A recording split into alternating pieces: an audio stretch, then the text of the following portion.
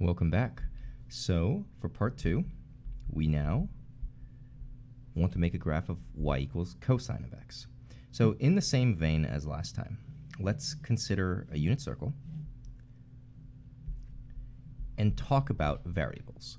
So the way it worked was I said there is an angle t, radians, and that's going to intersect the unit circle with its terminal side at a point x comma y.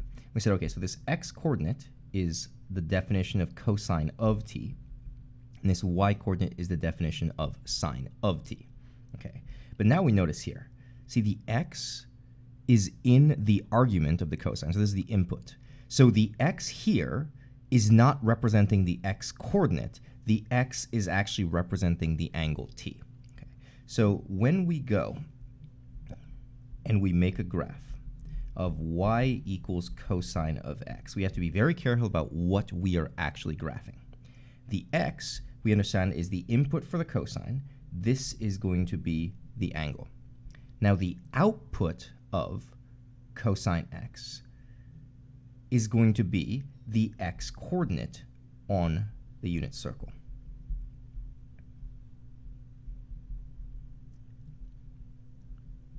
So let me say that one more time. So the x in here, the x on this graph is the angle, which makes this represent the t in this picture.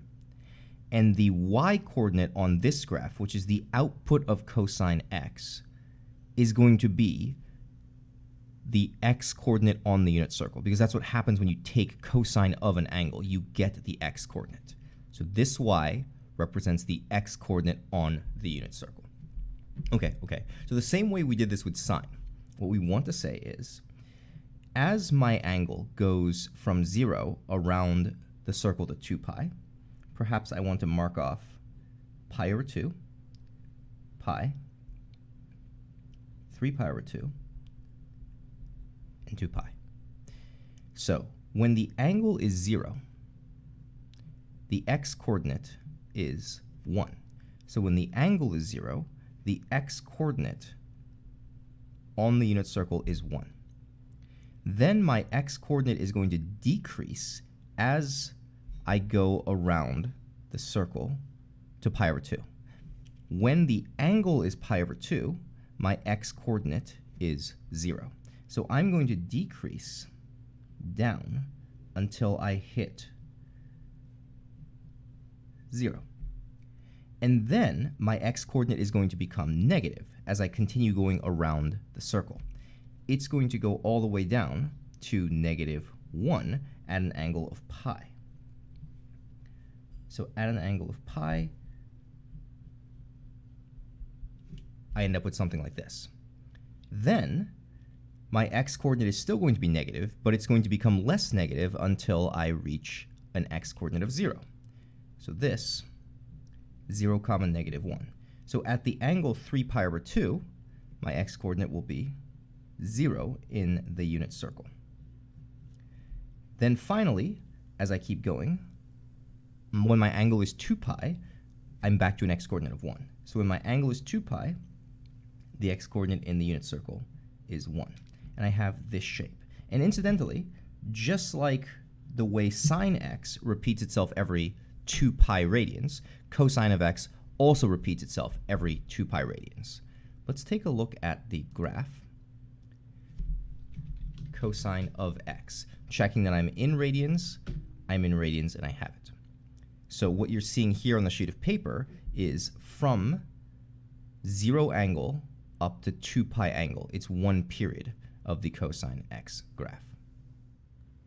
Now, there's an immediately cool thing we can notice, is that if we compare the graph of y equals cosine of x to the graph of y equals sine of x, they look very similar in shape.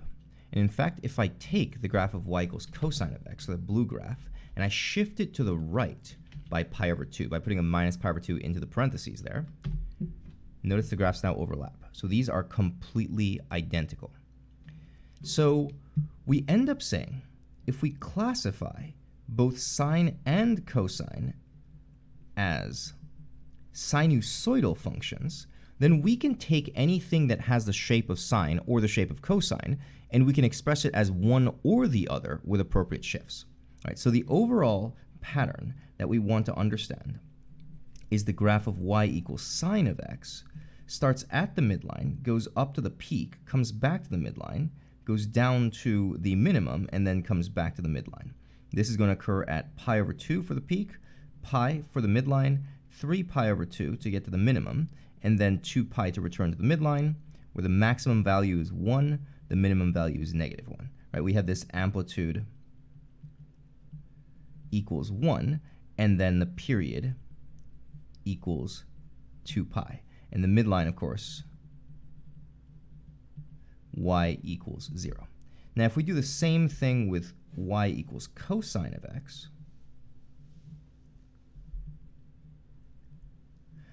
cosine starts at the maximum value, and then it's going to come to the midline. Then it's going to go down to the minimum value. Then it's going to return to the midline, and then it's going to go up to the top and end its cycle there. So it'll hit the midline at pi over 2. It'll hit the minimum at pi. It'll hit the midline again at 3 pi over 2, and then it'll go back to its peak at 2 pi. Max value is positive 1, min value is negative 1. The amplitude is 1, the period is 2 pi, and the midline is y equals 0. And so I can take any graph that has this sinusoidal shape, and I can express it as a transformation of y equals sine of x, or I can express it as a transformation of y equals cosine of x. I can do either or, and I always have that choice. Let's do a graphing example, shall we? Let's say we have y equals 3 cosine of pi over 4x minus pi over 2 plus 5. Okay. So the first thing I always do when I analyze these equations is I take the coefficient on x and I factor it out. So here, 3 cosine, and then factoring out the pi over 4 means we're going to divide each of these terms by pi over 4. Dividing by pi over 4 means multiply by 4 over pi. This will simplify like that. So we look at these and we say, okay, so this number right here, that's the vertical dilation factor. So we understand that the amplitude, originally 1, is now going to get multiplied by 3. Then we understand that this is the vertical shift. So the midline, originally at y equals 0, will shift up to y equals 5. Then in here, the reciprocal, so 4 over pi, is the horizontal dilation factor. So our period will become 2 pi divided by pi over 4. So 2 pi times 4 over pi, which comes out to 8. And the phase shift is the horizontal shift. That's going to be the 2. Okay, so now, if we turn this into a graph. So the first thing I do is I say the midline is y equals 5. So I'm going to mark a horizontal line through there. And then my amplitude is 3. So from 5, I'm going to go down 3 and up 3. So I'll mark off 2, and I'll mark off 8. And I understand that those are going to be my maximum value and my minimum value. Then the phase shift of 2 means I'm going to start my cycle at an x value of 2. And then period of 8 means I'm going to go 8 units into the future, and that will mark one full cycle. Okay, so the way cosine works is cosine starts at the maximum value, and it goes to the middle, to the bottom, to the middle, and then back up to the maximum value. So it's going to hit the bottom halfway between 2 and 10. Then it's going to hit the midline halfway between 2 and this bottom point. It's going to hit the midpoint, the midline, sorry, halfway between here and here. To understand the horizontal gap for each of these transitions, I can just take the period and divide it by 4. So 8 divided by 4 is 2. So I understand that I can count by 2. So it's going to go 2, 4, 6, 8, 10. And then I can sketch out my period. Okay, now if I were to continue this trend, I can go by 2's again, 12, 14, 16, 18. That's going to go from the top down to the middle right there, then the bottom, then the middle, then the top, and I can sketch another period. And of course, this keeps on going forever, indefinitely. That's how these periodic functions work. Now, let's learn to work backwards. We want to write an equation for a sinusoidal function, sinusoidal meaning either a sine or a cosine, that has these characteristics. So we have an amplitude, a midline, a period, and we know that we achieve the maximum value at x equals 3 pi. So in order to maybe gain some insight, let's make a visual. So the midline, y equals -2, is going to be somewhere around there. And the amplitude of 5 tells us we're going to go up 5, that means the max value is 3, and then down 5, that means the min value is -7. And from there, we can say, we know we have the maximum value occurring at x equals 3 pi, so maybe somewhere around here. Boom. And we know the period is 10 pi. So if I take 3 pi and add 10 pi, so somewhere around here, that will complete one full cycle, will return to the top. So halfway between the beginning and the end, we're going to hit the minimum value. And then halfway between the top and the bottom, we will hit the middle, here and here. Okay. So if we connect the dots with a sinusoidal graph, we can say, hey, that looks like a cosine. That's what we learned about today. So we could write this as y equals a cosine of bx minus c plus d. We can begin to fill in these letters. So this is a right side up cosine. It's not flipped upside down. So the amplitude just becomes a. It's going to be 5. We'll leave the stuff in here for later. And then the midline is going to be -2. So I can put a -2 at the end of it. That's the vertical shift. Okay. So then, to get what's inside, I have to realize that the upside down of b, so the reciprocal, is going to be the horizontal dilation factor. Now, said differently, 2 pi over b is equal to the period. Now, I've dropped the absolute values because I'm not considering reflections over the y-axis. I just want to consider this the regular, straightforward cosine graph. So, keeping the positive b here, I can say I already have the period. The period is 10 pi. This is going to allow me to say 2 pi divided by the period is equal to b, right? I'm dividing by period and multiplying the other side by b, so solving that way. 2 pi divided by 10 pi is going to give me 1/5. Okay. And then the easiest way to understand the phase shift is to say, well, my cosine graph normally starts at x equals 0 at the top, but I've shifted over to the right by 3 pi. So I can write this as x minus 3 pi in the parentheses there. Notice the way in which 1/5 is factored out because I'm a dilations first kind of guy. Okay? But if I want to represent it with this original form that our textbook uses, then I would expand the inside 1/5 x minus 3 pi over 5 with a -2. This would be the equation. But the best part about this, of course, is that we have a choice to do this as a sine instead of a cosine. Okay. So strictly speaking, if I took this graph and continued it, as we can, because it will continue this pattern forever, I can think of it as a graph that starts at the midline. Well, what is the x value of this point? I can think about each of these steps from middle to top, back to middle to bottom, and so on, as 1/4 of a cycle. So if I were to take the period and chop it in 4, so the period over 4 would be 10 pi divided by 4, also known as 5 pi over 2. That's 2.5 times pi. That means this x coordinate right here would be 3 pi, take away 5 pi over 2, which would become pi over 2. Okay, so what if I were to think about this as a y equals a sine bx minus c plus d? The amplitude is just going to become a because it's a right side up sine graph. So that's going to become 5 sine.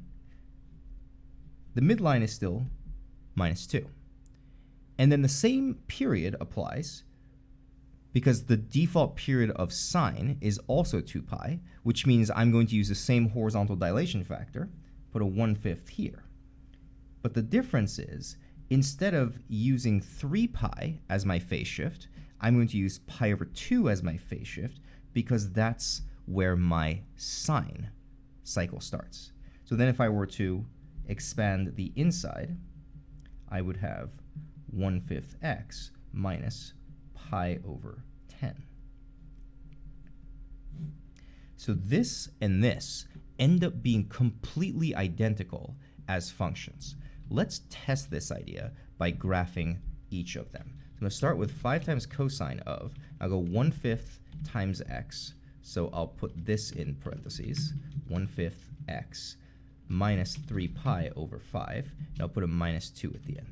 Okay, so we have this, and perhaps we can change the window.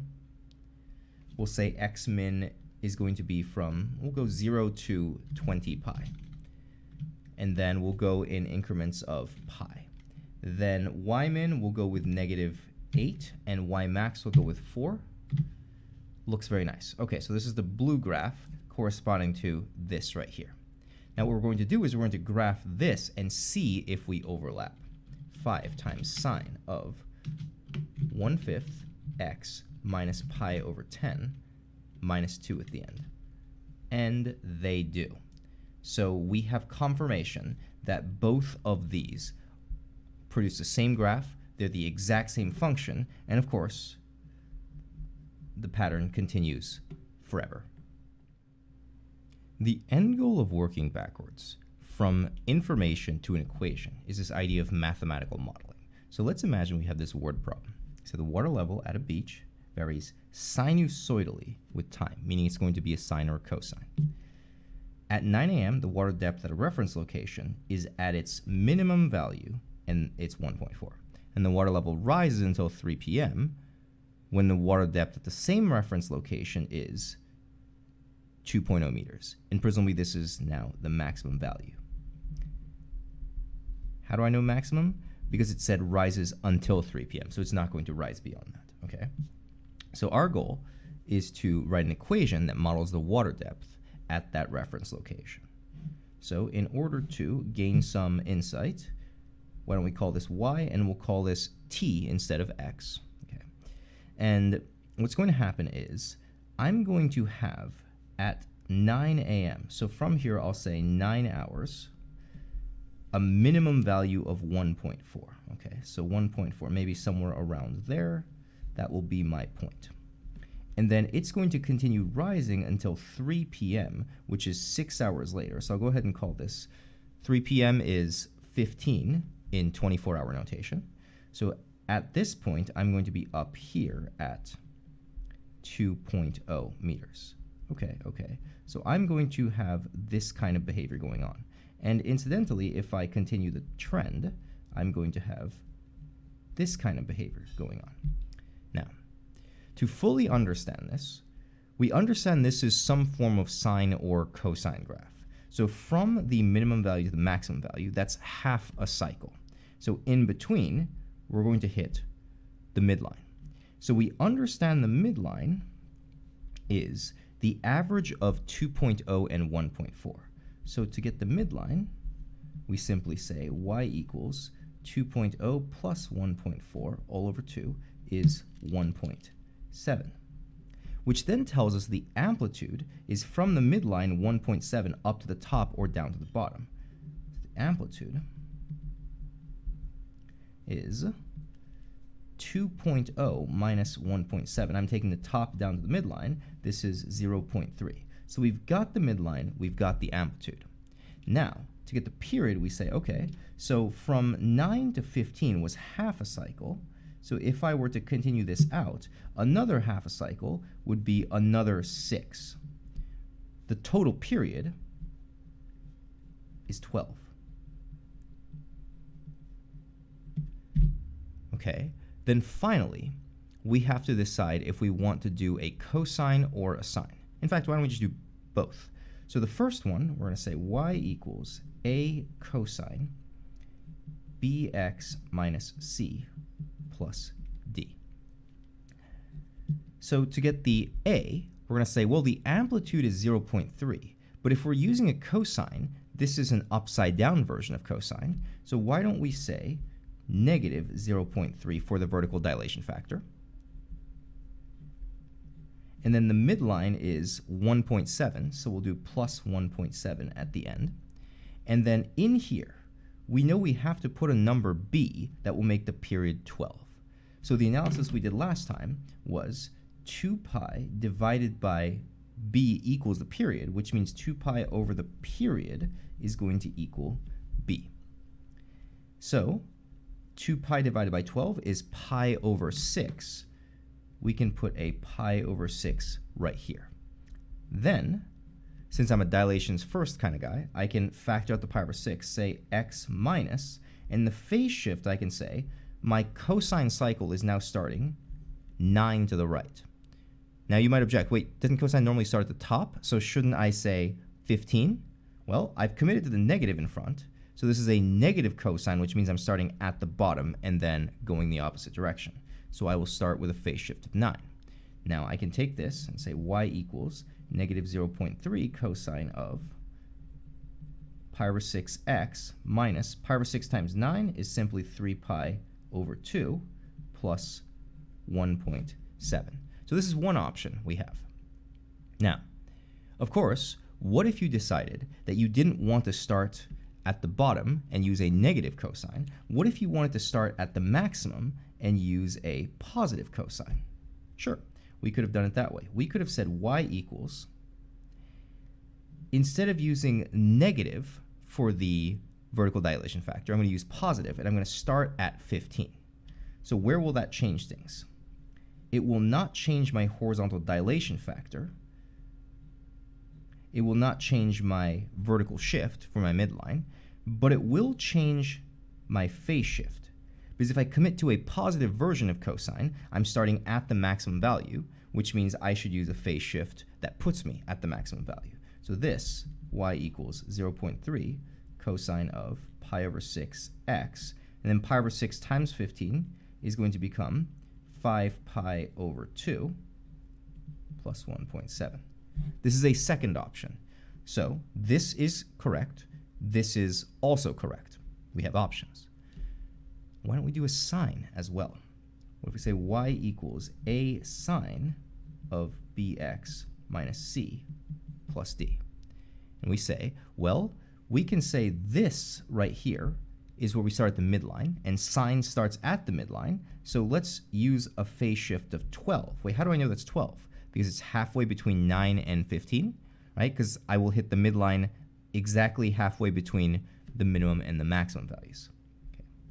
So my amplitude is 0.3, and since I'm starting at the midline and going up, that's my upright regular sine. It's going to be 0.3 for the vertical dilation factor. And my horizontal dilation factor is going to be the same, right? Because the amount of stretch horizontally is the same for sine and cosine as long as I have the same period. And then the midline is the same for both. The only difference is going to be the phase shift, but I'm using 12. So if I expand this out, I get 0.3 sine of, this is pi over 6x minus 2 with a plus 1.7. So before we move on, first let's point out that I'm a monkey and I forgot to multiply the pi over here. But the last thing we want to do is graph each of these three equations and verify that they are the same. So let's start with negative 0.3 cosine of, we'll go pi over 6x minus 3 pi over 2 plus 1.7. And we'll get a nice window going on here. We'll go from x equals 0 to 24. That'll represent 1 full day. And we'll make the scale in, I don't know, ones. And from y equals 0 to 2.5, and we'll go in 0.5s. Sure. Nice and pretty. Okay, so the blue graph is the first one. Let's graph this next and see if it comes out the same. Cosine of pi over 6 times x minus 5 pi over 2 plus 1.7. Cool. We have overlap. These are exactly the same as each other as we expected. Now find the third one. we will say 0.3 sine of pi over 6 times x minus 2 times pi. Please make sure that you added the pi there after I forgot to add it. Boom. We have complete overlap, the third version as well. And of course, it's worth noting, we could have written this as a negative sine graph, as in we could have started here and gone down instead of up, right? If we start at the midline and go down, that's a negative sign.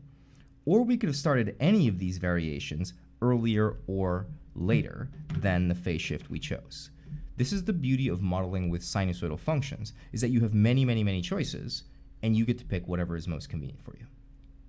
So there we have it. We have using an equation to create a graph, and now we have using a graph or equivalent information to write an equation. Sinusoidal functions. Thanks for tuning in. Take care.